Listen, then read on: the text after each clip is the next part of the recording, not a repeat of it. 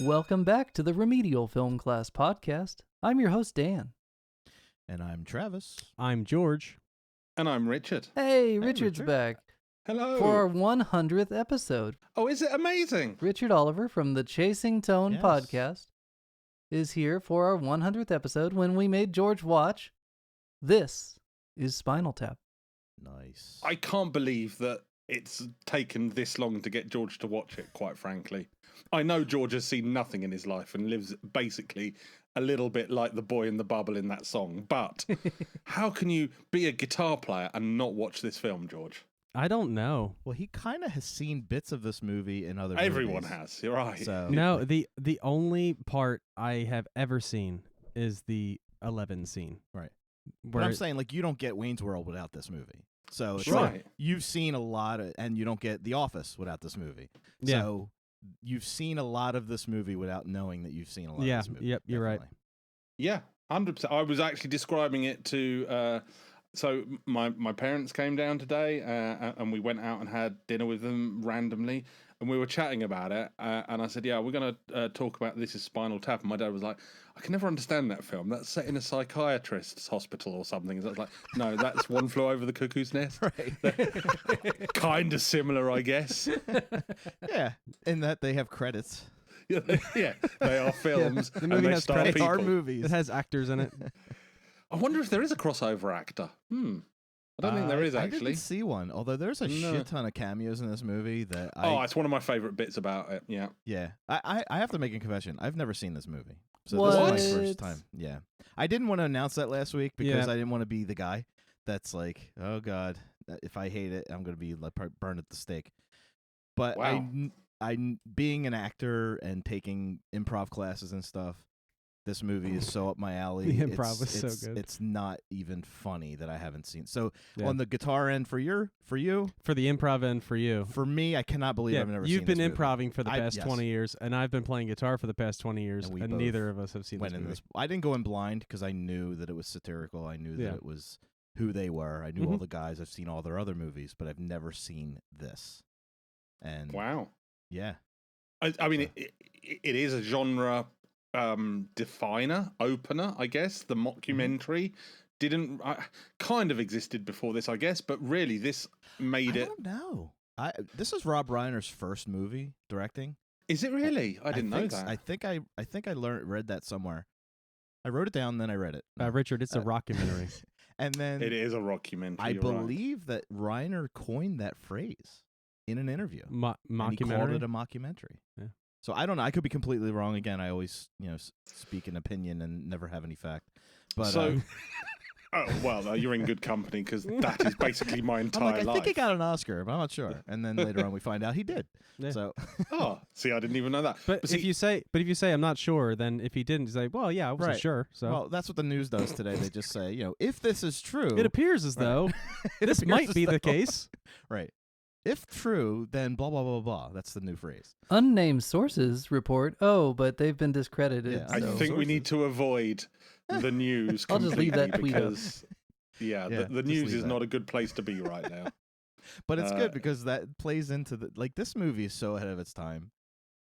Yes, although, and this is the interesting thing. So I don't know whether you guys are familiar with something called The Comic Strip Presents, which is a British cult comedy series made essentially by the sort of new wave of alternative comedians in the 80s. So we're talking Rick Mayall, Adrian Edmondson, Yes. Ben Elton, people like that. And they did they did something called Bad News, which came out around the same time as This is Spinal Tap, and it is literally the British version of Spinal Tap. It's following a British band called Bad News, who are played by Nigel Planer, Rick Mayall, Adrian Edmondson, who go and do like spoof songs. And so for me, when I first saw Spinal Tap, I had that moment of, well, what came first, Bad News or Spinal Tap? Now, I'm led to believe that Spinal Tap came first, but a quick look on Google will tell me. So, excuse me. Now I'll those are just the guys Google that this. did Young Ones, right? Exactly. It's the entire cast of the Young Ones, plus I forget the name, Peter somebody or other, who played the drummer. It's actually, like, I would really recommend watching it. if you get a chance. It's a totally different thing. It was before Spinal Tap. So how about that? So Spinal Tap was based maybe on Bad News, but yes, it had 1983. So when was Spinal Tap? 84. Wow, this and Terminator in the same year. Crazy. So yeah, the band members were Vim Fuego, or his real name Alan Metcalf, played by Adrian Edmondson. Den Dennis, the rhythm guitarist, played by Nigel Planer, who was nearly in the Young Ones. Colin Grigson, played by Rick Mayall on the bass, and Spider Webb, played by Pete Richardson on the drums. It was really good, and they actually toured and did a real show with Jeff Beck. I think they opened for Maiden. I think they've even had Jimmy Page do something with them. So for us in England, Spinal Tap was kind of like, aren't you just copying Bad News, or is Bad News copying you? Because of course at that time everything, you waited for VHS releases. So now in Bad News, were they like a punk band? Or no, they were a metal band. They were a long-haired metal band. I would say Bad News is probably the Iron Maiden to Spinal Tap's Led Zeppelin. Nice. Maybe, I think. Don't get me wrong. This is Spinal Tap is much funnier as a I was going to say, thing. you think Spinal Tap was spoofing Led Zeppelin? I mean, it's spoofing lots of people. Yeah, it was but spoofing the entire British invasion. Yeah. It is everything put in one. But if you look at the aesthetics of the band of Spinal Tap, they kind of remind me more of like hair metal than the new wave of British metal, which is what kind of Bad News was. Honestly, guys, it's a bonus for you. After this show, seek out Bad News. I think they did maybe two shows, but seek it out, watch it, and I think you'll enjoy it just because they've got real stupid English accents as opposed to the fake ones. Well, see, you and I are, I believe, the same age, and I grew up watching the Young Ones. You're going to love this so much. Because, again, in the UK, the Young Ones showed originally and then went off air for like 2 years, which in the 80s was a lifetime. So this was our way of getting a little bit more Young Ones out, because they would always show the Comic Strip Presents shows. They're very famous. There's some really good ones, but Bad News is legendary over here. Yeah, it was them and Kids in the Hall. See, that never made it over here, Kids in the Hall. Okay. Yeah. So I love that, just that improv comedy. And then SCTV and all that stuff. Like we had Second City, which a lot of these guys kind of intermingled with. Is that like the school in Chicago? It's like an improv school in Chicago. That's where all the Saturday Night Live people come from. Yes. And the Groundlings. The non-Canadian ones. The Canadian ones come from SCTV, and I don't know where they come from now. Do we still import Canadian comedians, or are we done with that? We should. They're damn funny. Well, we know Mike Myers was definitely influenced by this. So Spinal Tap. Spinal Tap. Musically, I'm going to go out on a limb, and I know this isn't our normal format, but this movie is not our normal format movie, so whatever. Musically, the Spinal Tap guys, they look like Quiet Riot to me. Like, I'm not a big 80s metal guy, but they don't look hard enough to be like the real heavy stuff, and they don't look like femme enough to be the late 80s stuff that would come later. So my brain says their Black Sabbath had a baby with Led Zeppelin. Yeah, and I'm sort of Led Zeppelin meets Status Quo, especially when you look at the sort of found footage they have of their early shows. Yeah.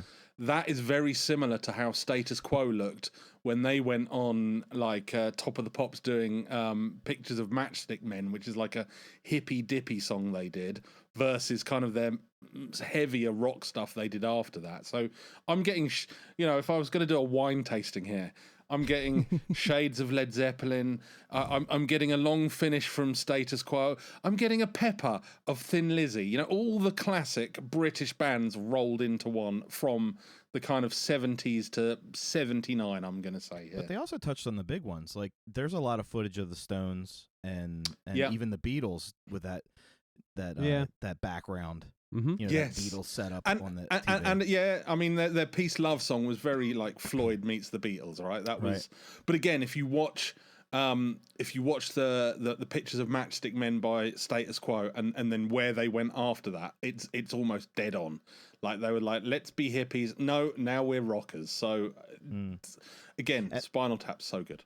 And the hierarchy of the band. Like I was even getting a John Lennon, Paul McCartney feel with the battle between the two, and then the wife, quote unquote, the Yoko Ono character. The Yoko Ono, yeah. So I mean, they were really touching on a lot of that stuff. And my son's sitting there, and I'm like, he's like, "What is this?" And I explained it to him. I'm like, "You wouldn't like it. You wouldn't get any of this at all. It's way out of your league." Maybe one day. That is very true. I'd forgotten about the wife. So I watched the whole film except the last 10 minutes about a month ago, and I went to watch the last 10 minutes today, and it has been erased from my DVR because it was a time limited program. So I was like, well, I'm not paying for this stuff.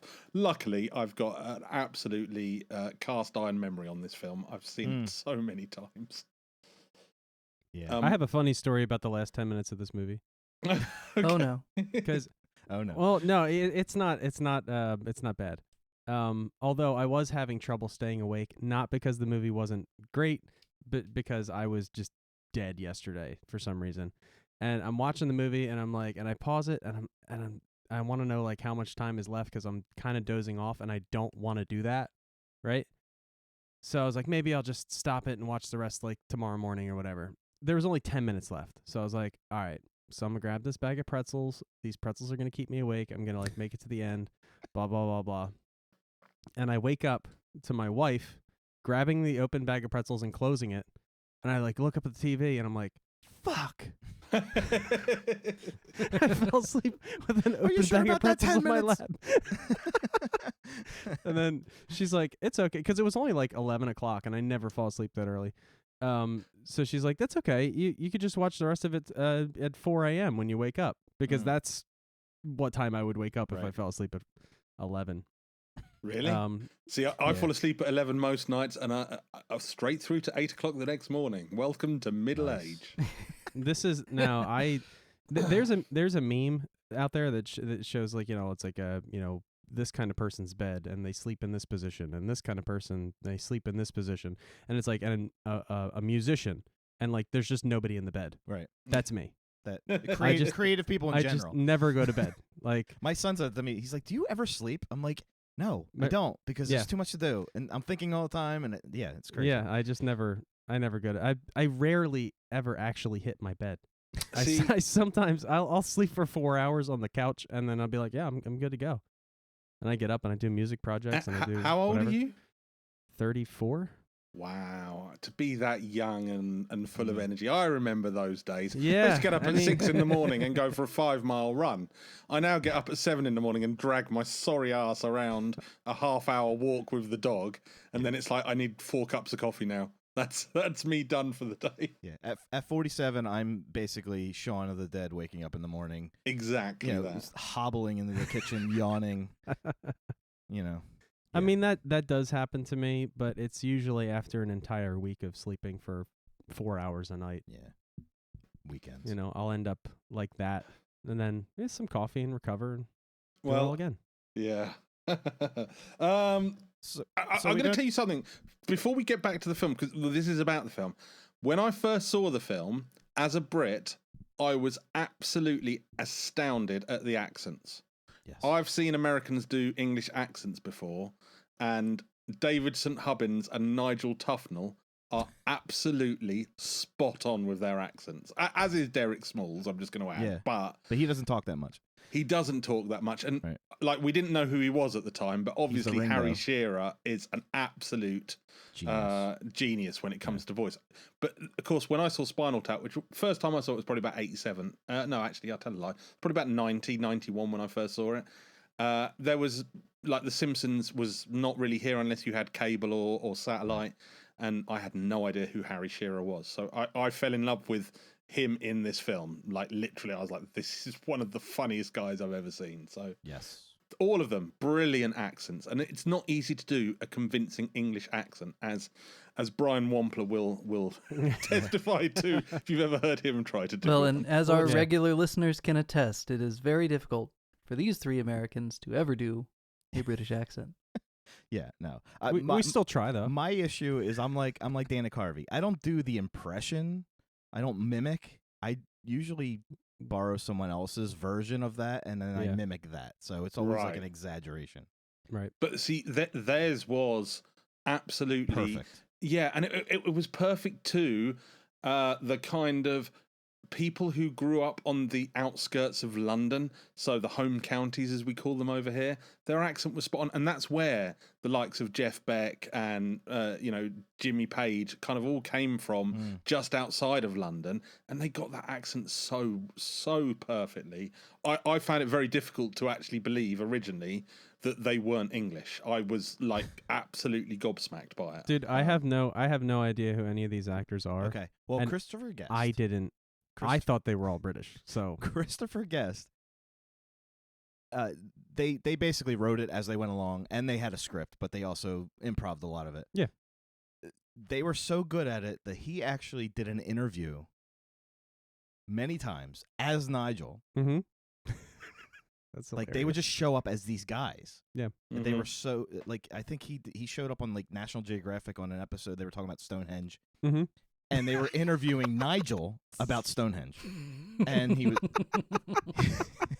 and he had the mullet and everything. Like it was, and we're talking like 15, 20 years after this came out. Yeah. So yeah. And they're still doing it. They could go today. They could show up on Jimmy Kimmel as Spinal Tap, and they would all play off of each other because they did like weeks and weeks and weeks of just situational improv to where when they're doing the movie and they recall memories, they actually have those memories.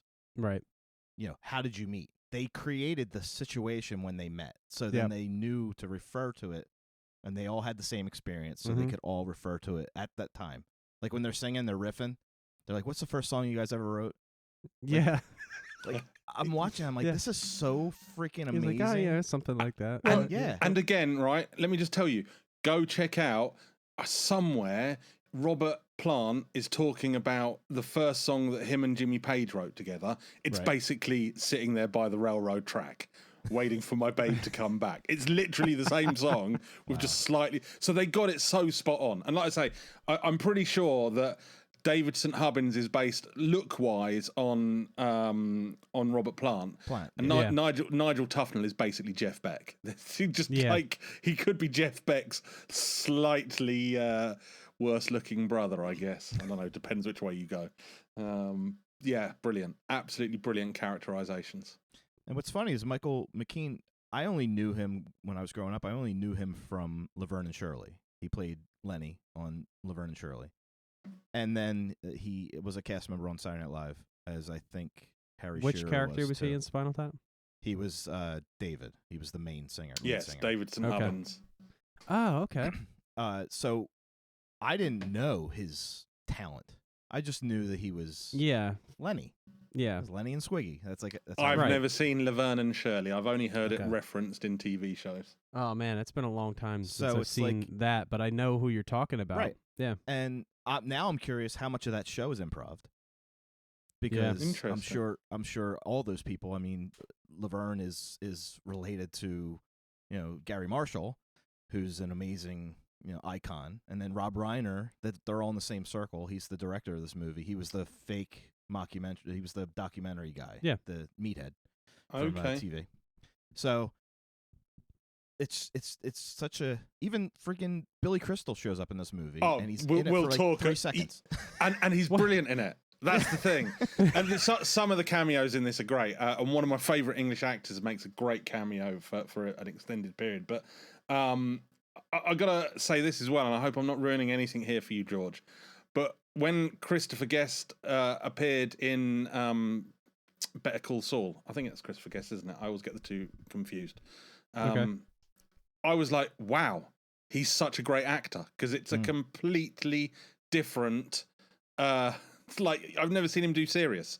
And, he's an older guy. He's playing an older lawyer. He was brilliant in it. I just double-checked. He's a national treasure, that guy. Okay, see, over here, again, we never really knew who he was up until Spinal Tap. Well, he's... last week, we talked about character actors. Like, he's like the... If I were making a movie and I was making a Sorry, I got shit the wrong ton of one. movies, I would make sure he was in it multiple times. Baron Hayden Guest, as he's really named. It's the other one who played David St. Hubbins. Michael McKean. Michael McKean. For some reason, I always think that they're the wrong way. So Michael McKean's in Better Call Saul, and he's brilliant in it. And I knew him as Mr. Green in Clue. And so to see him in this in a complete opposite, I mean, he's just and heck of a singer. I'm not gonna lie. Again, he sounds more like blown away when he sings. Like the vocals in the band remind me so much of Kiss, and I'm not a huge Kiss fan, but like that's musically where I'm at when I'm hearing them singing. For sure. And look, if I was blown away by their accents, their musicianship as like a young, because I got into them when I was into the guitar first, like 15, 16. I was like, what's really, really upsetting me now is these guys are taking the piss and they're better at playing their instruments than I probably ever will be. They're actually really good at it, right? Yeah, the gimmick is one thing, but they're actually really talented. Yeah. Yeah, and that's where the kind of thing with Bad News probably changes, because they're not so talented at it. It's more noise with them.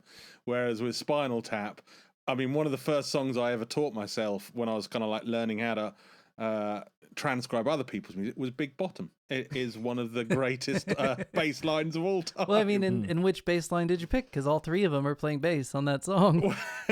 I basically picked the amalgamation, shall we say. I did my own version of it. But yeah, what a great concept, 3 bass players. And that's just a musician's joke right there, isn't it? It's like no one's ever going to do this, but they did. But I digress, as always. I did find a one-liner in this movie that I'm probably going to say probably badly now, forever. Go ahead. With the accent. Is this a joke? that's scene I mean, look at this. In here, there's a little guy, and in here, there's nobody. There's nobody. This is a joke. Such a brilliant and so well done. And what am I supposed to do with this bread? Look, if I fold it and I keep folding it, it just breaks up. And what have I got? Broken. I wrote down the sandwich scene, designing Stonehenge, and the limo. Those I laughed so friggin' hard when Christopher Guest rolled that window up on the limo driver when he's talking about Sinatra. You know what they should call it? They should call it "Yes, I Can" if Frank Sinatra says I can. Fucking limeys. I was like, he's doing so many great things. Like that scene when he's doing the Stonehenge, and David's showing his wife / girlfriend's drawings, and Guest's face. Like, after about 5 minutes of the double takes, and then he finds like, is this a joke? Like I was just like, oh my God, it's so good. In the pub where I drank around this time, because at 16 it's kind of normal to go to a pub in Britain. Again, it was a biker pub, so metal was a massive thing. We would always go, when you've lived and loved like Frank has, then that would just like be our key phrase. Because that limo driver, he has such a small role, but it's so key, so well done. He's another character actor that pops up everywhere. He's in Married at Sally and all kinds of different things. Oh man, so many things. Fred friggin' Willard, who George has no idea. I don't know who he is. When they go to the Air Force Base. Yep. The guy that meets them. Oh, I do know who he is. I've seen him before. Oh my God, I literally the whole movie's going, oh my God, it's this guy or that guy. What have I seen him in before? He's on Modern Family. He plays Phil Dunphy's dad. That's it. And then that's where yes. He was in Best in Show. I knew exactly who you meant. Oh, brilliant. He's in every movie that's like this. I love Phil Dunphy's dad like as well. He's like what do you call it? He's like Bruce Campbell to Sam Raimi to these guys. Like anytime they make a movie, they put Fred Willard in there somewhere. Right. I'm trying to think where I've seen him. I think it was in a actor. TV show. Yes, actually. Well, and when we finished the movie last night, my wife had never seen it, and she's laughing her butt off the whole time. She especially loved the barbershop raga joke. Like she was still laughing 2 minutes later at that, and the movie had moved on, and she hadn't. But anyway, we finished the movie, and I said, I was going to tell her ahead of time that Spinal Tap is essentially another movie she's familiar with, but I didn't want to ruin it for her. So we watched the movie, and I say, so you see, it's exactly that other movie. And she's like, wait, what? And I said, it's Best in Show, but with guitars. Mm-hmm. And she's like, oh my God, it's Best in Show, but with guitars. But Best in Show, Christopher Guest did after. So really, Best in Show is Spinal Tap, but with dogs. Yep. Yeah, and I don't think like Eugene Levy and all those guys were around in the days of Spinal Tap with like they did improv together through SCTV and all that. But Second City is what it's called. Yeah. But they I don't think they collaborated on anything back then. I can't remember the first movie they did together, but now that they're constantly doing stuff together, which they should, because it's the same humor. But that's why. What's the TV show? Schitt's Creek. Like, I don't know if you've ever seen that, Richard. I haven't yet. It's on the list of things people say is brilliant, and I should watch it. I haven't got round to it yet. It's basically rich elite people that end up living in East Bumblefuck, backwoods, like in a motel, like where Dan used to live. Yeah. And it's just watching the shenanigans ensue. Basically, it's a fish out of water, but done in this style. Okay, I'm going to give it a watch. I think I did start watching the first episode, but I'm going to go back to cameos very, very quickly, because one of my favourite actors, as I said, is in it, which is Patrick McNee, who was in a TV show called The Avengers over here, which became a horrible film in the late 90s, early noughties. I remember that, yeah. He played the producer, right? The horrifying the movie. He plays the head, Sir Wernham Hogg. That's it, the head of the record company. Yes. And look, it's a very brief cameo, and he just, let's tap into America is his big line. Right. But he does it so well. But I love him. Just seeing him brings me joy. I don't know why. The Avengers, again, if you ever want to like nerd out on an old British TV, check out The Avengers. It's like a spy show. But yeah, it's like a spy show crossed with Doctor Who, basically, with Christopher Lee in it. Overshadowed though, because Fran Drescher, friggin', I was not expecting that at all. So is that the person who plays Bobby Fleck? Bobby Fleckman, yeah. Yeah. Like eating up the screen. Pulling a Nicholson. Brilliant. And I was like, and then now you understand, like when you see that, now you see why they gave her own show, and then you see like and apparently she did play that character on The Nanny one time too, so that character popped up again. Okay, see, again, I've never seen her in anything other than this. Was she the one trying to explain why the album cover wasn't gonna? Sucked, yeah. But she was in Cadillac Man. Like she in the '90s, she was really big, almost like a Sandra Bullock comedic kind of thing, where she was marketable because she was, she was nice to look at. Sure. And she was funny. She had good comedic timing, but she could also do drama. So and she's in UHF, which is the best movie ever made. So well, anything with Weird Al. I mean, really. I mean, I haven't seen UHF. What? Oh, dude. So I think I love Weird Al though, so I think I'm gonna have to watch it. That is a fantastic movie. I don't know if it's a good movie, but it's a great movie. You know what I mean? Yeah. No, I'm gonna. I like Weird Al, so that's a recommendation right there. I think I saw Dana Carvey in this movie as well. If you did, he's not in the credits. I did not see him listed. I think he was one of the mimes. I was going to say, I think he is one of the mimes. I seem to remember. I mean, Billy Crystal's the mime that's talking. Mm-hmm. Come on, mime is money. Let's go. Mime is money is such a good line. But yeah, I believe I saw him, but I guess I could look it up. I am looking it up. I think you're right. I think he was one of the guys in Spinal Tap. And I think I saw Brink Stevens, who's also uncredited, but she's like that. We've covered Linnea Quigley a few times on our show, Scream Queen from the '80s, and Brink Stevens is one of them, and I think she was at the party too. So I just kept seeing these faces. Oh yeah, mime waiter, Dana Carvey, son of a bitch.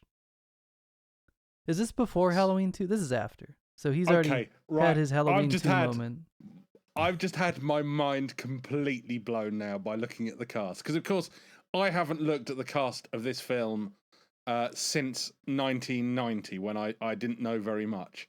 Right. I've just realised that Artie Fufkin was played by Paul Schaefer. Paul Schaefer. Yeah. Oh yeah, no, that one. Yeah, he's in the credits. I saw him. I laughed so hard when he said his name the first time, because it sounds like he's saying "fucking." But, see, when this came out and I saw this, I wouldn't have known who Paul Schaefer was because, Right. again, we don't get Letterman over here, or if we do, it's on a weird cable channel, or it was. I now know who he is because he's a great musician and he's a massive fan of funk music. So Right. I kind of caught up with him later on in life. I had no idea that was who played Artie Fufkin, who great is, again, comedic timing. so well played. Yeah. So well Great timing. And I don't know how many years he worked with Letterman before he did this, but he had perfect comedic timing for a musician that does like the intros and exits on a late night show. Yeah. Absolutely. Like, he definitely either had coaching or he's a natural. But yeah, and he wasn't wearing his like trademark glasses, so you hear his voice, you know who it is. So, that's just blown my mind. And that is how brilliant this film is after, 30 years of knowing it, some minor fact can make me go, huh, I never realized that. Yeah, and I think Angelica Houston's in this movie too, which she's like a well-known like serious actress. I know who Angelica is. Yeah. Your generation knows her. She played Morticia Adams in the Addams Family. John Huston's daughter as well. Yeah, but she was like, I think is it Prizzi's Honor? Like all these like Oscar award-winning movies. She was with Nicholson. Like she's a heavy hitter actress, Right. and she plays a big part in this movie. Like there's just so many favors being done, and in the end, you're watching these three guys.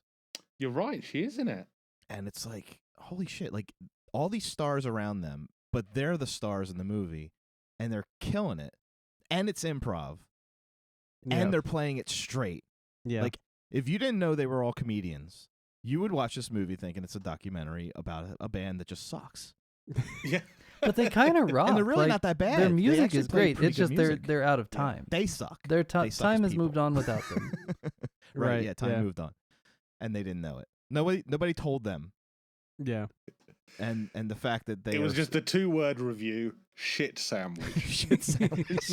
Where did they didn't write that. Where did they You write can't that? Can't print that. Yeah. I can't print that.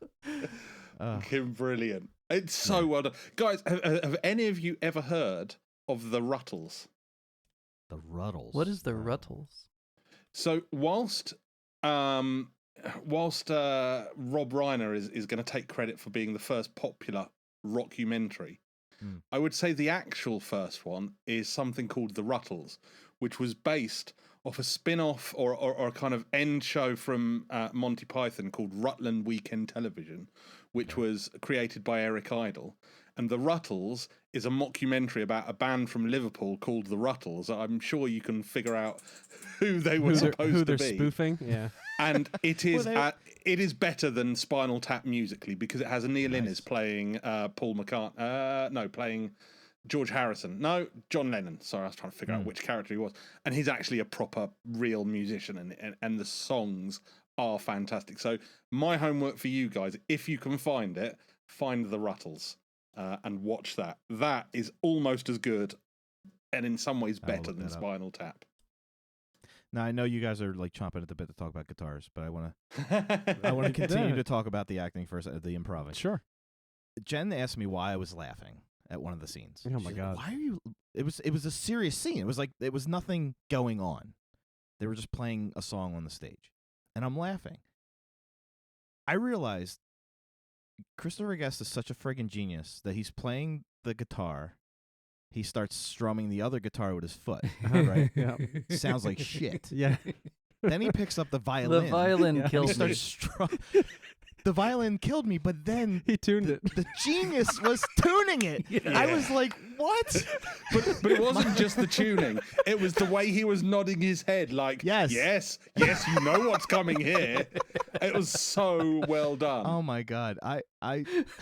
It brought me back to doing improv because we used to do improv. There was like 4 of us that every time we were done, we would be pissed that we didn't record it. We're like, we just did an hour worth of shit that the teacher gives us one situation. He tells us who we are. Here's the situation. We just went. And it was that kind of stuff where all we wanted to do was break each other. So if one of us laughed, then the other one basically won. Yeah. And shit like that would happen all the time. Like, I'm going to play this violin, but I'm going to tune it. Right. Like, when you pick up on It's those little it's things, a different level, oh dude. my god, it is a different level. It's so good. And again, this is why the comparisons to Led Zeppelin, because not only have you got the larger than life manager in Ian Faith, I think that was his name, you've also got the violin, because of course on the Song Remains the Same, which is the worst rock concert video ever, but it was Led Zeppelin, so it sold a million trillion copies. You've got Jimmy Page playing a guitar with a violin bow, and everyone's like, this is so far out, man. And as a guitarist, I was like, this is shit. What the hell is he doing here? And of course, Jimi Hendrix. Yeah, right. Yeah, exactly.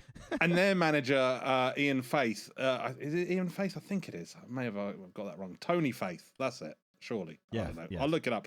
Anyhow, definitely based on Peter Grant, who was a bigger guy who would literally just go and bully other people into booking Led Zeppelin. How about that? David Gilmour did backing vocals for Spinal Tap in when they did an Amnesty International performance in 1991. I just can't love Gilmour anymore. I just can't love him any more than that. Well, and That's we true. talked about the Beatles connection with that dynamic between the two kind of personalities running the band, but that same thing pops up in Pink Floyd. Yeah. The Band. Oh my God. This movie, guys, have you ever seen The Last Waltz? Because if you've seen The Last Waltz, which is name checked in this movie, the structure of this movie is very similar at times. The interview segments, like the non sequitur cut to a backstage interview with Harry Shearer, those feel like they were from the cutting room floor of The Last Waltz. I haven't seen The Last Waltz. Oh actually. my goodness, guys, forget UHF. That drops down the list. Let's all watch The Last Waltz together for the next 2.5 hours. It's not quite that long, but the story behind The Last Waltz, for those who aren't familiar, the band, the famous band called The Band from the 70s, were about to break up, and so they did one last concert, and it was like a Thanksgiving dinner and a concert, and it was like a 3-hour blowout with Eric Clapton and Muddy Waters and Bob Dylan and all these people showing up to support. Neil Diamond shows up at some point, I think. Anyway, they do a big final blowout. They do all their best songs, and they make it a movie directed by Martin Scorsese. And when the movie comes out, a lot of controversy we'll talk about probably if we ever watch it for the show, but they do these non sequitur backstage interviews where the guys are only like semi-interested in talking to the crew, and so it's kind of awkward, and they're trying to be like philosophical, but at the same time you can tell they just don't want to talk to the film crew. It's Spinal Tap, but it's for real and it's straight-faced, and the movie is wild. I think that's the best part of this movie is that everybody in it is taking it seriously, even though it's a satire and all that stuff. Yeah. Like they are playing it straight. Right. And that's how you do a good satire. That's there's no nodding to the audience and giving a sly wink. It's all totally straight. Don't even look at that one. No, don't even look at that one. It's so straight. It's so well done. And I think that's why Rob Reiner gets my respect for this, because he must have been corpsing all over the place with this. And it almost tells me that the Farley brothers might have been influenced by this kind of, because even though they make satirical type movies, they're not mockumentaries, but they have the same comedic timing. Like when you watch Airplane, right? Yeah. It has that one-liner kind of feel, that comedic feel, that improv feel. Yeah, but it's not.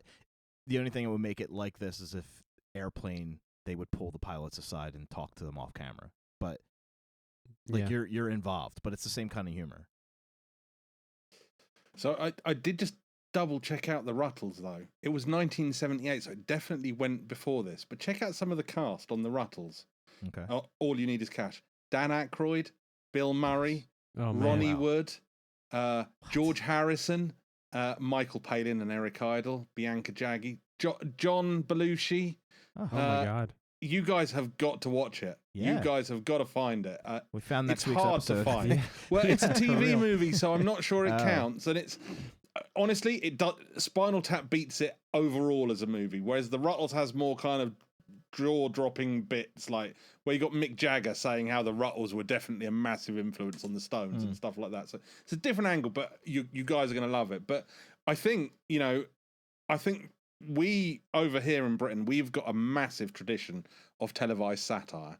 Obviously Right. Python was basically just like surreal satire.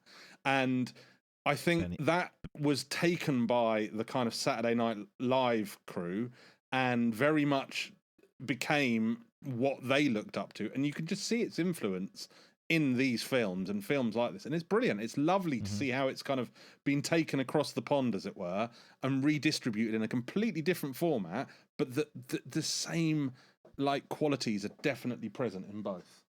Well, I think as a, I don't want to keep saying as an actor, but you need to say actor or thespian. As a thespian. No, as improv, the way it works, like you look at Saturday Night Live, and those guys, Belushi, Aykroyd, all the way up to Mike Myers, I think was the last group that developed characters so well that they could insert them anywhere. Like you could take Wayne and Garth and put them in medieval times, and I would watch that movie. Like wherever you put them, they're established and they're well fleshed out. Same thing with like Belushi and Aykroyd. They took Blues Brothers on the road, real life concerts. Like they played those guys on stage. They were not John Belushi and Dan Aykroyd. Yeah.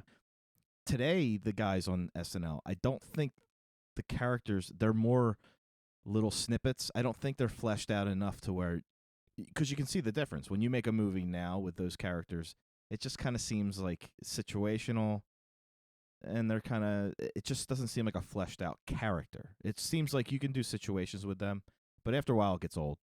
Yeah. And you're just like, eh. But I think probably Mike Myers was the last guy out of that group that could do it. Yeah, and I kind of feel the same way, but then I also want to refrain from being like the grumpy old man that is like, yeah, it's never as good as it used to be. You guys don't know. But I feel the same way. It's true. Like, no, I think we're between waves right now, because I was thinking this the other day, because I was thinking all of the like British comedians who I think of as like the next new wave of young talent, they've kind of been around for like 10, 15 years now. And I'm like, well, where is the next new wave? And I think we're between it. I mean, I'd probably say Will Ferrell he probably counts as a Saturday Night Liver, right? Yes, he does. And he's probably the last great thing that I can remember coming out of that show, and like somebody who just everything he does, even if it's like one of his worst movies, he can still make me laugh just by looking at me, But I don't think any of his characters from what I'm saying is the characters from Saturday Night Live. Was Ron Burgundy not a Saturday Night Live? No, he was not. I didn't know that. Okay. Yeah. I just assumed it was. He would have been. He would have been great. It would have been, It would have been great. Would have been fine. Probably every week it would have killed. Yep. If you could get me a feature-length movie starring Bill Hader as Stefan, I would watch that movie. I would go to the premiere of that movie. It would be amazing. Or if my you wife give me loves Stefan. Kate McKinnon playing the alien abductee. Give me a full-length movie in her world. She's a genius. I'm in. I love her. I'm in. I'm going to be looking up all of these sketches because I need more comedy in my life. Yeah. But I think sketch comedy in general has changed. Yeah, to where it's more impactful, like initial, like it's almost like that moment.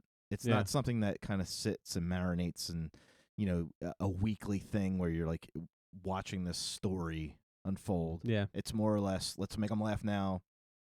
It might suck next week, but let's do this now. Yeah, no, you're spot on. Look, we've just got too much now as well. Like when you and I, Travis, grew up, I can't speak so much for the youngsters amongst us, but like there weren't so many shows, so you stuck to the ones you loved and you really loved them. But now there's so much coming out on every different channel. It's impossible to keep up with it all, and stuff falls between the cracks, and you don't necessarily see it, and you don't necessarily kind of support it in the same way you did back then. We mentioned the Young Ones earlier. The Young Ones was massive. Like, as a kid, if you didn't like the Young Ones, you weren't going to be a friend of mine. It was that simple, Same with Python, as a kind of slightly older, prepubescent boy. If you didn't like Python, if you didn't laugh at the Black Knight scene in the Holy Grail, you'd have been out of my house straight away. Can't trust that. Sorry, person. yeah, exactly. He probably kills animals when you're not watching. So. Yeah. See, I was the oddball. I was always like, what? You don't like Life of Brian? because that was like the first one I ever saw, and that was like my introduction. Well, actually, my introduction to Python's films was The Meaning of Life, which I was 12, and that's quite a challenging film for a 12-year-old to find funny. But I did. I found it funny, and actually, as I've got older, it's got better. But see, I was brought up on Mel Gibson, Mel Brooks. So Mel Brooks was like my Monty Python. Yeah. Right, and he wasn't as big over here, even though we definitely got and The Producers is one of my favourite things of all time. But the live stage show of it is amazing. But Spinal Tap, George, we need more George Spinal Tap views.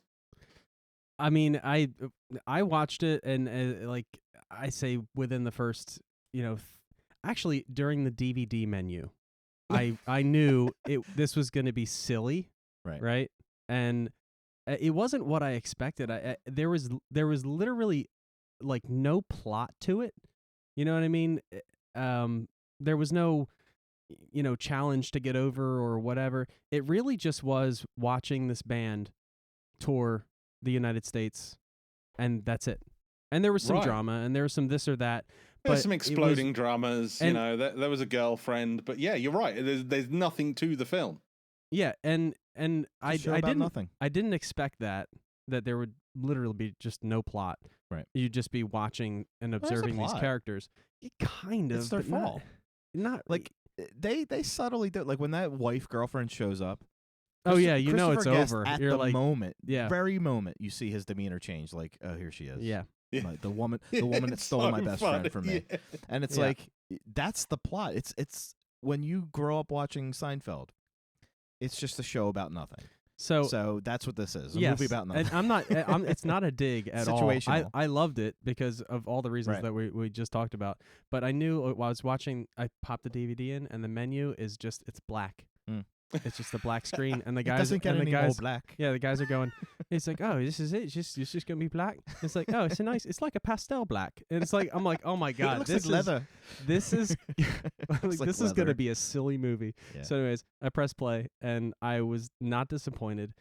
Some of my favorite, my favorite sticks throughout the movie was the drummer. Yes. Like, we didn't talk about that. They can't keep a drummer. Yeah. Oh my god, it was so funny. Tragic accidents. And like, dude, I was waiting for the whole movie. He actually drowned on vomit. They don't know whose vomit it was. I mean, can you dust for vomit? You can't dust vomit. That was a great joke, long running, that I did not. Brilliant. I was like, it doesn't get old. And then at the end, each drummer just keeps poofing. Well, no, that's the thing. So many, hundreds of people spontaneously combust every year, but nobody talks about it. No one even turned around when that one drummer burst into flames. Just gone. And it just goes boom. It cuts to Japan, and it's a different drummer. And I think like the first three drummers are all called like Stumpy something. I was like Eric Stumpy Joe, and I was like, But no one ever mentions the keyboard player who has one of the best lines ever, which should be a T-shirt, which is. I think doesn't he go, have a good time all of the time? All the time, yeah. And then just the way he delivers it is just like, yes, I could totally see Belushi playing that part. That should have been Belushi, shouldn't it? Yeah. I was looking at him, I'm like, oh man. He is like a low rent Belushi, but he played it so well. But yeah, I mean, George, you must have seen, like you say, you must have seen this go, this one goes to 11 a million times on the internet and various other bits. I hadn't seen it, but working at a guitar store for, I don't know, the past 5 years or 10 years or however long I've worked there, people say it all the time. Like, I don't know if you realize it, like most people don't realize it, but like all of these amps, like the controls are either 1 to 10 or 1 to 12. Right. So when people see 12 on a Blues Junior, like it's just a regular everyday amplifier, they're like, oh, it goes up to 12. And I'm like, yeah, it goes up to 12. Like I know that I know that the goes up to 11 joke is behind, like I know the joke. I just, I never saw it though. I never actually watched the guys deliver the lines, and it was hilarious. It was the same thing with the sandwich. Right? Yes. Like oh my god, that scene. It's like, he's like, yeah, well, you just fold it. He's like, how can I fold it? It's gonna make it smaller. It's gonna make it just breaks. And it's like, no, you said the meat. He's like, he's trying to fold the meat around the sandwich. Oh my god. Bread. He's like, so you want bigger bread? He's like, yeah, I just want bread. The whole time I'm watching this movie, I'm like, I want to direct this as a stage play. I want to do this as a stage play. But that the small sandwich bit was as funny, if not funnier, probably way funnier than the 11 bit. Yeah. And I'd never heard that in my life. And that is the thing about the film. It's actually the bits that people don't. It's one of the most quotable films, but it's actually the bits that people don't quote that are the really funny bits. See, I'm mad I haven't seen this 30 times so I could be quoting the shit out of it. Like, there was a lot of one-liners that I heard, and I was like, do I stop and write it down? Like, it's just that was gold, and there was just so many of them. But I have to watch it a few times to use them. I want to watch it again. I don't usually say that about movies. Right. Like, I don't, you know. The only one I really picked up on was is this a joke? And I'm going to use that a lot. I know it. Is this a joke? I mean, that is a common phrase over here, right? I will say that all the time. Are you fucking with me? Like, it's just that kind of, like, that delivery. If you do it right, it says so many things. I love it. At the end of the Stonehenge conversation, I think it's the bass player says, so are we going to do Stonehenge? He's like, no, we're not going to do Stonehenge. No, we're not going to fucking do Stonehenge. Not going to do fucking Stonehenge. Dude, when that thing came out of when that came down on a what do you call it, a rig? I'm like, oh my god! And then the dancing, and then the little people, yeah. And then he's like, oh my god, it got crushed by a dwarf. And it's like there's just so many. The trivets are supposed to be 30 foot tall, not 30 inches or whatever the actual measurement was. What's funny about this one goes to 11? What are they? What's that phrase where you always remember it differently than it actually? Like the Mandela effect. Yeah. When they delivered all those lines, I was like, oh my god, I've never actually heard it because I've never seen the movie. Yeah. That phrasing is different in how so people well deliver done. it. Yeah, it is. But the key about it is not him saying, "See, this is." It is the bit where he just pauses for it and goes. Yeah, it's just like, but these go to 11, but this goes to 11. Like when people reenact it for you, they always like emphasize, and this one goes to 11. No, and it's like that's not how he does it. No. The funny is the pause. Yeah, and to me, as soon as I saw that, I remembered something about Mary, which brought me to the Farley Brothers. That 6-minute abs. Scene in the car. What happens when someone makes a 5-minute abs? Yeah, what happens when and the pause? He's like, no, man, 6-minute abs, and he's like, step into my office because you're fucking fired. Like that whole scene revolves around the pause. And if you don't do the pause right, which obviously Christopher Kez does, that's the scene, and no one ever does that. Yeah, it's all in the pause. That waiting, no, 6-minute abs. As they say, you know. The secret of great comedy, timing. So the other great quote for me as kids was always like when he does the piano piece and he's like, it's kind of a cross between a Mozart and Bach type piece. What's it called? Lick My Love Pump. It's just like so well delivered again. Suck My Love Pump. And it was a beautiful song. And it was lovely. And he meshed it. He called it a mock. Yeah. It was a Mozart. It's kind of a mock piece. It's a mock. What do you call that? Teabag my face. Like it's like what? It is unreal. It's so well done. Another of my favourite scenes though is when they get stuck in the alien pods. Oh my god! Yes. And you've got Derek Smalls trying to get out, and you've got the tech sort of running on stage with the gaffer tape plugs trying to make it happen. Hitting it with a hammer, which brought back. Remember when we watched Scrooged? Yeah. And the one of my favorite scenes is when he's like, "Would you please hold the goddamn hammer?" Yeah. That. The whole song, the guy's hitting the pod with a hammer. And he comes out right at the end.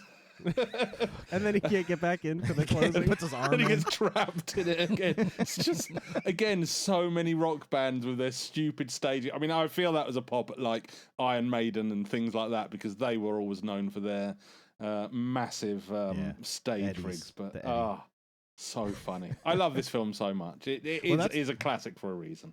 That's what makes the Stonehenge thing so funny is because they got that ginormous skull in the background. Yeah, it's enormous. It's obnoxious. It's the size of Earth. and then the stupid Stonehenge comes down. But again, it's some of the subtle bits, like the way that Harry Shearer holds the pipe when he's smoking his pipe and he's pointing at it like a kind of 70s dude. He's got it so spot on.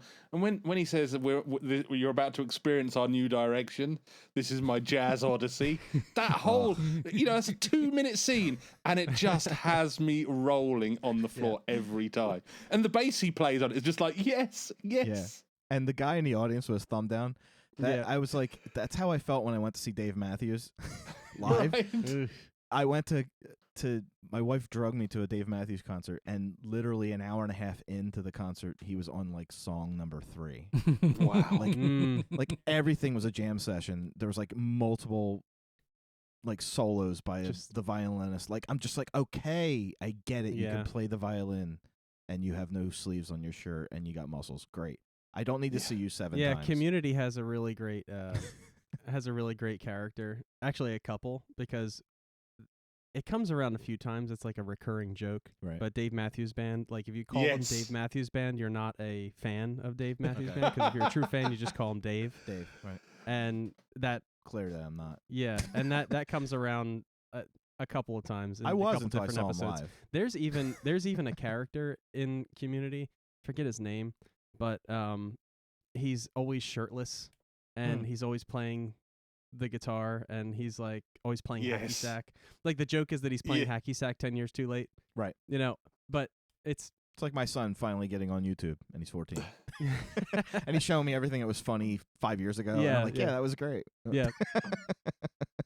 I love Community. The Inspector Spacetime parody is just so well done. I love it so much.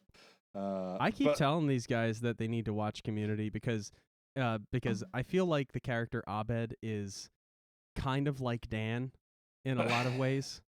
He seeing his whole life through movies and television, and also all the Batman stuff that goes on, and it's just it's so good. Yeah, no, it's a great show. It is a great show. But it's not Spinal Tap. Oh my god. No. Heavy Metal Parking Lot. Are you guys familiar with Heavy Metal Parking Lot? I am not. No. Nope. Okay, it's getting a prestige release from one of the Vinegar Syndrome folks next month, I think. But it is, I think, available in full on YouTube if you guys want to Google it after. But it's literally like a film crew with like handy cams going into parking lots before 80s heavy metal shows and just interacting with fans. Yes. If Spinal Tap, the movie, is like a concept proposal, what the world may be like, here it is in fiction. This is the proof that the concept is true.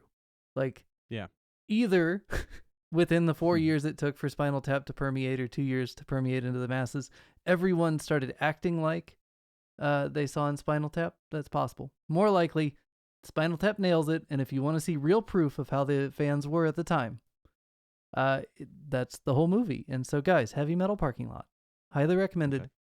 Very dumb, but kind of wonderful. What's not to love about that formula? Yeah. But I mean, not exactly New York Ninja. Yeah, totally worth looking at. Heavy Metal Parking Lot. Check it out. Can we talk a little bit about Metallica, guys? Yes. Are you guys Metallica Do we have fans? to? Where do you stand with Metallica, everybody? I love them. Even the new stuff. The newest stuff, no, but they got me with the Black Album, and then I went backwards. Let's put it that way. I'm a fan of early Metallica. The same here. I loved Master of Puppets. It came out when I was 13, when I was getting into thrash and skateboarding, and it was amazing. Yeah. And I liked the Black Album because it came out in the 90s when I was in my teenage peak, around the time I saw this film. And that's about as far as it goes. I don't disrespect them. I think they're incredibly talented musicians, even Lars. I think... I don't know if I'd go that far. I think the whole band is fantastic. What they've done for music. My daughter's learning a load of their songs right now on the guitar, so I'm happy about that. Nice. But I'm just not super into them. I guess, I kind of picked my bands out of the big four and just followed those at the time. The reason I bring it up, though, the Black Album. comes out substantially, Yes. years after None Yeah. More Black. Yep. None More Black. And I think about the concerns at the time from what I was a child at the time, but from what I've read, there were concerns at the time that the Black Album was their sellout point, Yes. right? Too corporate, Yeah. too mainstream. And they go with the None More Black album cover. Yeah, very good point. Yeah. They're having a laugh at us, basically. They're What- like, we're going to make a shit ton of money here, but we're going to do it like Spinal Tap. And there's a joke in Spinal Tap the movie where they talk about the poor mixing of the previous album, or like the bass of the previous album, and immediately I'm thinking of Justice for All, where they intentionally mix the bass low, and that happens after Spinal Tap. Guys, is Metallica Spinal Tap? Yeah. I think so. How does that happen? I think it literally is, except Lars has never exploded or choked on anyone's vomit. Or has he?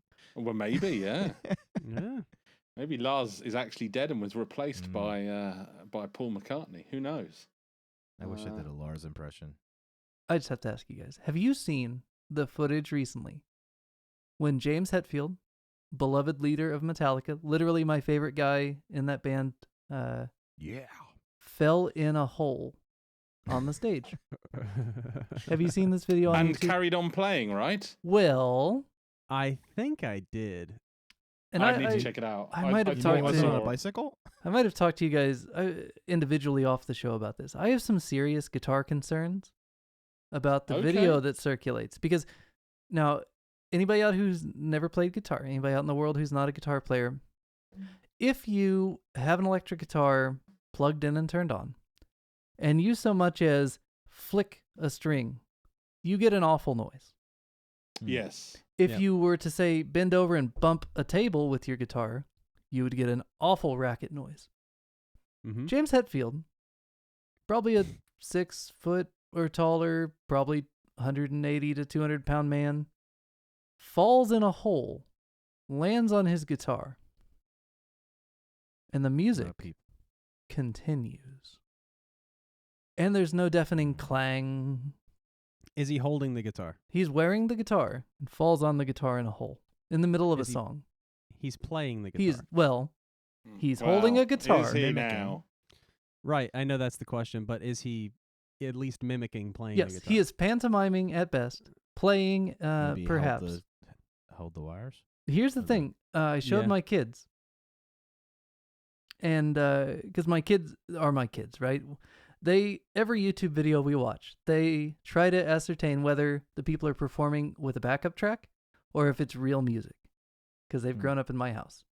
And so often we discuss, like, is this a backing track? Because it sounds really good. Well, I showed them that video, and they, having just played a little bit of guitar as children, they go, why didn't it go boom? Mm. And I said, I don't know. You've raised them well. Why didn't Well- it go boom? I have to see the video, but if he's holding it,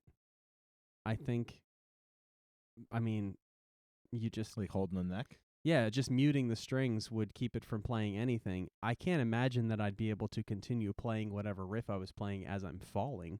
Well, and if you Unless, bash of your course- pickups, whether or not the strings are moving, if your pickups hit the side of a stage as you fall in a hole, you're going to get a... Unless, of course, you're Nigel Tufnell from Spinal Tap, who manages to do that sort of crab thing where he's lying on the floor spinning round and then can't get up from it. He can't get up, yeah. But the triumphant kind of fist pumpy face he makes when he finally gets lifted up So is good. fantastic, by the way. No, I'm with you on the Metallica Well, thing. and the radio signal that keeps coming in on their guitar, like it's funny that's the at first the time, radio base, right? but when Isn't it comes back, oh my god, dead. I was dead. Well, I mean, they are old, so I can almost see. Look, someone I playing know. for them. can I see know that for a happening. fact, and I cannot name names here, but I know for a fact of at least one megastar musician who tours live and doesn't play live, but no one cares because they're singing at the same time as playing. Right, It and isn't that's David Gilmour. I'm just going to tell you that. Here's the thing I will tell you. I don't care. And I'm not saying definitively. I'm just what we say online now. I'm just asking the question, why didn't the guitar go boom? Just asking questions. It's the Mandela effect. We're all living in the upside down. I'm telling you, it's happening right now. Speaking of the upside down, you did you see the Stranger Things finale? I have not watched any of the new seasons. I've only seen the first 2 episodes. Okay, well, Master of Puppets makes an appearance in the soundtrack, so you'll be able to hear it. Does that mean that's also going to go to #1 and tiresome people will talk about it for weeks and say, I've just discovered Metallica. No, I discovered it first. No, you can't listen to Metallica because I'm 50 and you're 30. Is that going to happen now? I hope so. That's better possible. Than it. That's one of the reasons why I like the Black Album. I know it was a sellout album. I know this whole new thing that it could be the Spinal Tap nod, which it's possible. I never looked at it that way because that's the album that made me realize, hey, maybe I should start listening. Because when I was in middle school, the kids that had the Metallica patches and were listening had the Master of Puppets T-shirts. They were scary. They were a rough bunch. They were a rough bunch, and I looked like Sean Astin, and these guys look like, they could kill me in 2 seconds. So I was like, yeah, I'm not listening to that because I would feel like a poser. Sure. And I didn't feel I was worthy. Now, full disclosure, I came into Metallica via Reload. Like, that's how far back I was. That's even after, yeah. And so I worked my way back. And so for me, they were always like short-haired sellout Metallica, and I still like their music. But, I understand there's like that, the original fans are going to have that break moment at some point, be it Black Album or Load or Reload. But they didn't want to take on new fans. They were like, this is our cult, and you can't be part. I'm not saying they ripped off Spinal Tap necessarily, but did Spinal Tap so nail this like inclination that Metallica just, whether intentionally or unintentionally, just fell right into that trap of like, we'll go fully black on black. No, none more black. Dan, I think you're right. I think it's that Spinal Tap so nailed it that's what happened. They were so you can't avoid it. Yeah. Mm-hmm. Right. But it is a little, as to borrow from Daniel Roebuck, it is a little hinky that it is a Black Album. What's hinky? What's that mean? The Black Album, and then they. What's that mean? Hinky. Hinky. It means hinky. It means like. Isn't that where someone makes like a kind of vampire sucky thing on your neck? Or is no, that that's a hickey. That's a hickey. Right, okay. No, we just watched The Fugitive and hinky. What does hinky mean? Daniel Roebuck uses the word hinky, and Tommy Lee Jones is like, what is that? He's like, yeah, it means like, kind of weird or whatever. He's like, well, why don't you say that? He's like, because it's hinky. Because it's hinky. Question is, though, did any of you ever own the AC/DC album Back in Black on vinyl? Yeah. Of course. Now, I have it on vinyl. I haven't listened to it on vinyl. The vinyl I had, which was from the 80s, was entirely black, except for AC/DC being embossed. So when I saw the Black Album, I immediately thought about Back in Black. I was like, okay, they're having a little bit of a AC/DC, and AC/DC were kind of known for their sense of humor and stuff. So again, I think Spinal Tap just nailed it well on every level that we can all just look at them and go, yes, that's them. It's not the White Album. Right? Yeah. I mean, again, there's nothing on it. The whole album cover shenanigans. He's like, oh yes, it's sexual. No, it's sexist. Sexist. Yeah, there's nothing wrong with being sexy. Sexist. Sexy, yeah, sexist. And then when the other bit was like, oh, the difference is they're tied up. Yeah. If you guys were all tied up, it would be fine. It's you like, got to be the victim. There's a fine line between, what was it? Clever and stupid. And stupid. Yeah. Another quotable quote forever. Yeah. I've used it ever since. It's a fine line between clever and stupid. I'm definitely going to watch this like 5 more times. I'm going to get all these friggin' one-liners. I feel sorry for anyone that didn't get to see it as a teenage boy. I'm sorry that sounds really snotty, but it's just a perfect film for teenage boys because it's quotable, it's metal, and it's stupid. I did. It was called Wayne's World. Yeah, we had Anchorman. Yeah. True. Guys, I'm going to have to shoot off this fairly soon as I have got people staying with me and I am being told that wine is being poured shortly. Well, I get it. We'll be over. One of those kind of parties. All right. 5.5 hours or so, we'll be there. So I think, My time on your planet has come to an end. No, Richard, I have to ask you real quick. Do you want to pimp any certain releases? I mean, do you want to use this as a commercial opportunity? Yes, I do. Firstly, obviously, if you haven't heard the Chasing Tone podcast, go and give it a listen and then never listen again because it's just stupid. But that is motto. You can't take that. That's how I pitch our show. Like, it's stupid. We already put that on a T-shirt. I don't know why anyone listens to it. So. I mean, it is obviously it's a labour of love for me, Brian, and Blake every week. So it's normally pretty funny. But yes, Wampler Pedals have just released the new Metaverse multi-delay. And I want everyone to go out and buy one and find out why I love it so much. Nice.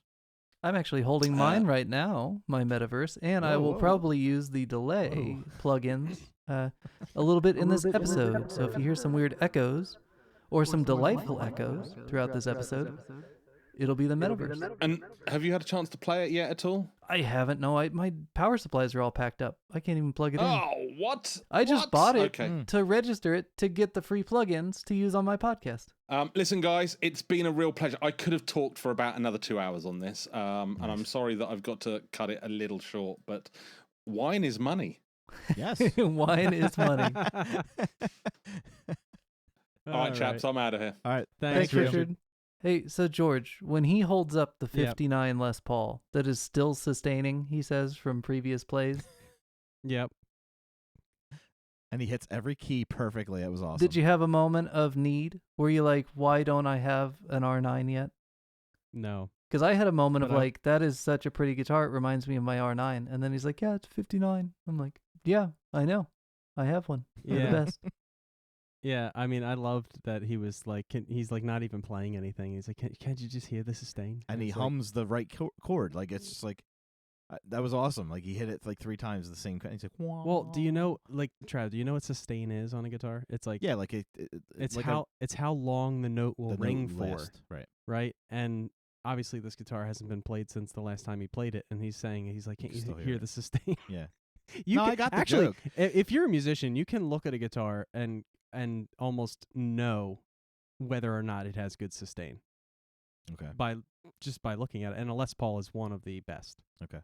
So, but no, I actually. It's funny we start talking guitars after the Wampler guy goes. It's fine. I mean, yeah. What really hit me, it was his SG, his white SG with the P90s. Oh man, I don't know why, dude. As far as, you know, and I never ever thought in a million years I'd be a Gibson guy because I played a Strat for so long and I'm such a big fan of Stevie Ray Vaughan. But I recently, like within the past year, got my standard SG, and it is my favorite guitar. Yeah. Right now, I'm using it for all my pop punk rock stuff. It's, dude. I don't even think about a Les Paul anymore. I used to think about Les Pauls all the time and how I really should have one. And whenever I pick one up, I'm just like, this feels like my SG, but a lot heavier and less comfortable. Yeah, but they sound different, you know. They feel different. I suppose I really, really like the thinness of the SG. There is a place for both in the world, and that's why I love seeing Spinal Tap play those two guitars specifically, because I thought, oh God, it's George and I playing our boomer rock, right? Because I keep seeing videos about how the young bands of today aren't playing Gibson stuff. And I don't know if that's true or not. I don't have a strong enough sample size, but I can tell you, if we are guitar boomers, George, at least we're in good company. I think we are, probably. Marshalls and Gibsons, that's where we're at. Yeah, I mean, that's where I'm at, 100%. Something just popped in my mind. It's funny. Your hobby is being shunned by the young, and my hobby is being, like, embraced by the young. Like, collectibles of pop culture. Mm-hmm. 80s and 90s is, like, where it's at. Yeah. It's late 70s, 80s, and 90s. And it's the opposite with the things that I am involved in. That they're like, oh, we want to go buy that Sega Genesis. Mm-hmm. It's like, but you have a PS5. No, but it's a Sega Genesis. I'm like, yes, it is. Yeah. Sorry, I can't geek out on guitars, so I'm just going to say that. That's okay. My kid came in the other day having watched a YouTube video on the history of the 32X. And he was like, I watched a video about the 32X and how it only improved the graphics, but not the actual games. Yep. And I said, yeah, you want to play with one? He's like, what? So once we get unpacked, I got to unpack my 32X. Huh. Yeah. I hit all my points, although I missed one. Which one? I found interesting that they lost the rights to these characters to the studios, and they just recently were able to legally get the rights back. So we might actually get more Spinal Tap. Oh my God. Nice. From these guys. Yes, which would be please. awesome. I don't know if it'll be movie form or maybe like online, streaming, just or content. like snippets content. Dude, I'll take content. Yeah. And my other question, Dan, you have the DVD, right? I have the blue, yeah. You have the blue. Did you listen to the commentary? I did not know. My question is, because this will be genius, did they do the commentary as their characters or as their real life people? That's a good question. Let me see if I can find the as specs. their characters will be awesome. Oh my God. Yeah. Like, speak about the situation, what they were feeling, like, act like that really happened. That would be pretty funny. And if anybody could do it, they could. Yeah, there's a certain commitment that those guys have to their characters that is just unmatched. The music was really interesting and funny. It reminded me of... You would listen to that CD. Like, the music wasn't bad. No. The words were... Yeah, the words. The words strange. were hilarious. Right. It reminded me of... What is that? Damn, what is that band? Steel Panther. Yes, it reminded me of Steel Panther. It's very like Cardi B. It's the counterpoint when people complain about Cardi B and Megan Thee Stallion and their like explicit sexual lyrics. It's like, well, yeah, but like Spinal Tap. It's Nights on Yeah, it's like what was the line? Like, she's too young and I'm too well hung or something like that. It's like, dude. Ugh. Dude. Not okay. It's so bad. It's so bad. Oh yeah, so Spinal Tap, according to Blu-ray.com, in character commentary track. Members of Spinal Tap reminiscing. Dude, come over. We'll watch that. it with commentary together. It'll be so much fun. I don't have it on Blu-ray though. So I also figured out what I'm gonna be for Halloween. What? This year, I'm just gonna wear a dark shirt with a pocket and put Gumby in it. Like that's. When I saw with a Gumby in his pocket, I was like, that's a Halloween costume right there. So good. I can't believe you hadn't seen it before because this is your wheelhouse. Like, this is your movie. It is completely in my wheelhouse. I'm a fan. I'm glad we got to show it to you guys. It's very silly. 100 episodes in. Where do we even go from here? We never even touched on how this connects to Jamie Lee Christmas. How does it connect? Christopher Guest is Jamie Lee Curtis's husband. Oh.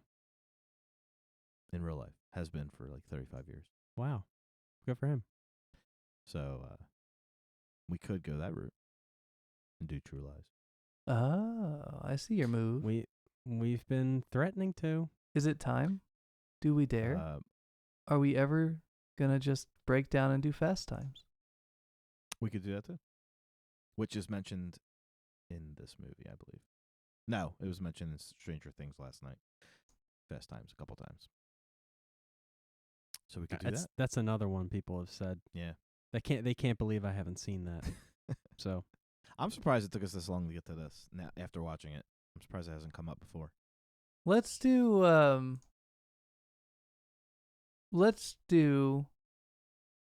Fast Times and then True Lies. That I think is a big enough, kind of ebb and flow of different things that we won't it won't seem redundant week to week. Okay. Cool. Yeah, I'm good with that. All right, sounds good. So next week, we're Fast Times. We're going to do Fast Times at Ridgemont High. At Ridgemont High. Thanks, listeners. Ridgemont.